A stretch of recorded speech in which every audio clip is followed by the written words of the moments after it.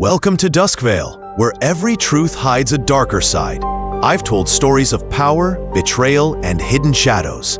But few stories are more tangled than this one.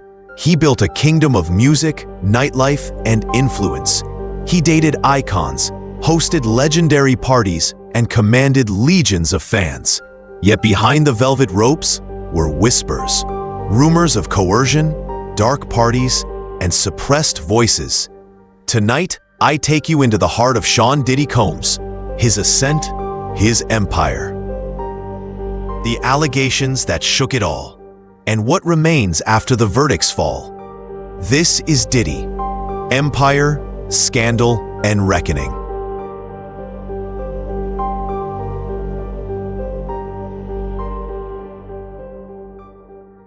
Before the headlines, there was music and ambition. Sean Combs, born in Harlem, raised in Queens. He got his start in the music business. Talent scout, producer, promoter. He founded Bad Boy Records. He signed artists. He sampled rhythms and built brands. His name became synonymous with luxury. Fashion line Sean John, the Revolt Network, high-end parties and headlines. He danced between stardom and business, merging celebrity and empire. He dated models and stars. The media watched his love life as closely as his deals. At the center of it all, his image. Powerful, untouchable, charismatic. But with influence comes scrutiny, and whispers began to swirl. This is Diddy, Empire, Scandal, and Reckoning.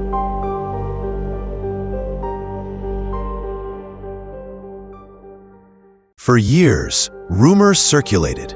Women claiming misconduct, broken relationships, NDAs, quiet settlements. One of the most public faces of this was Cassie Ventura, star, model, on and off girlfriend. She later filed a lawsuit alleging he'd raped, assaulted, trafficked her over a decade. She claimed that under pressure, she was coerced into parties, into compliance. Then came references to freak-offs, alleged sexually charged parties featuring male escorts, liquor, coerced intimacy. Testimony in court would later claim that women were recorded, shamed, and manipulated. Employees and associates alleged that segments of the empire were used to facilitate these parties. Other names emerge: Jane, Mia, ex-partners who said they experienced control, intimidation, or fear of exposure.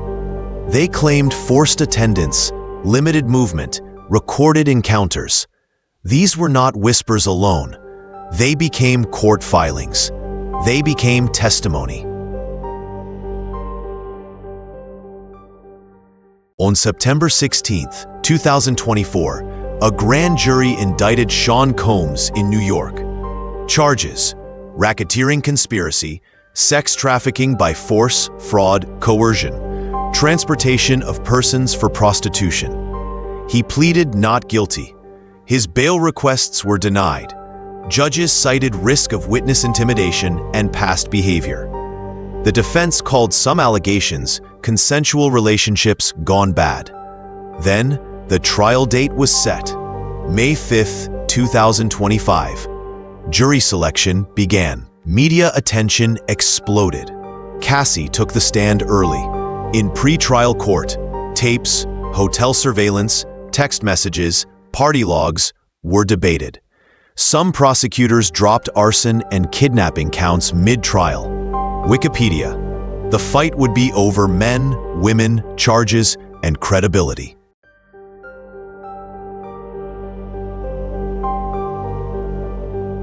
Cassie testified about abuse, coercion, and recorded episodes. She claimed Combs forced her to attend sessions with escorts, at times pressured her into encounters against her comfort. She said the empire's wealth and control denied her escape. Jane, under pseudonym, testified of being coerced into hotel parties, drug exposure, suppression of dissent. Mia, former employee, claimed she was sexually assaulted while working, pressured to stay silent.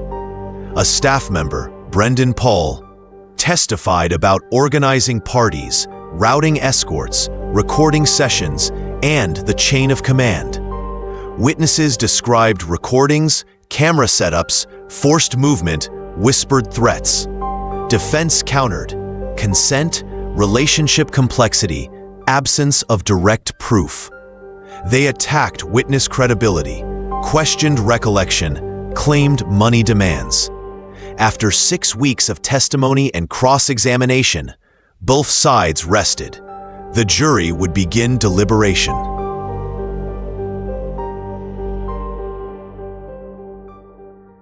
On July 2, 2025, after 3 days of deliberation, the jury returned a mixed verdict.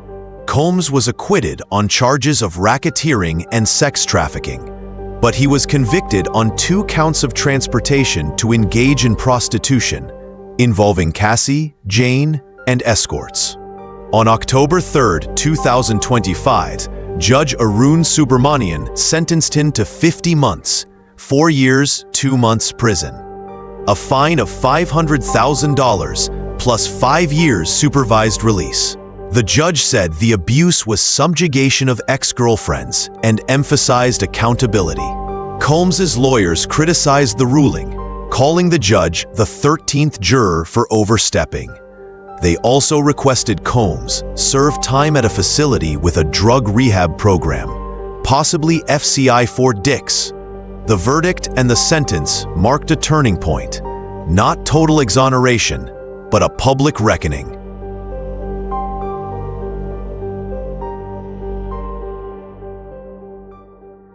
What happens to a brand built on trust, style, charisma when trust is broken? Immediately, business partners pulled back, endorsements, media projects, luxury associations. Cassie's lawsuit had already settled earlier. Reports indicate $20 million agreement. Over 120 more civil suits were filed, claims spanning decades: assault, abuse, trafficking. He asked for a pardon from Donald Trump. His public image, once untouchable, wobbled. For some, he remains a musical legend. To others, he's a cautionary story of power, privilege, and consequences.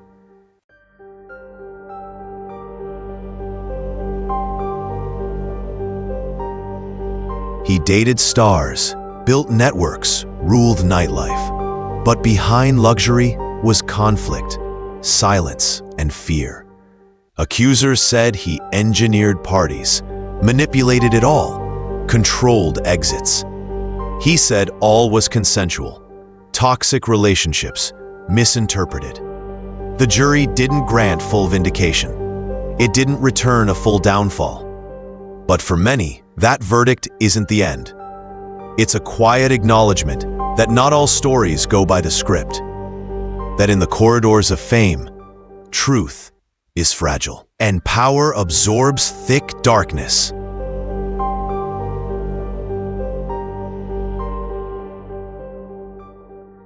He built an empire from beats, parties, romance, and influence. He moved through the world as a legend.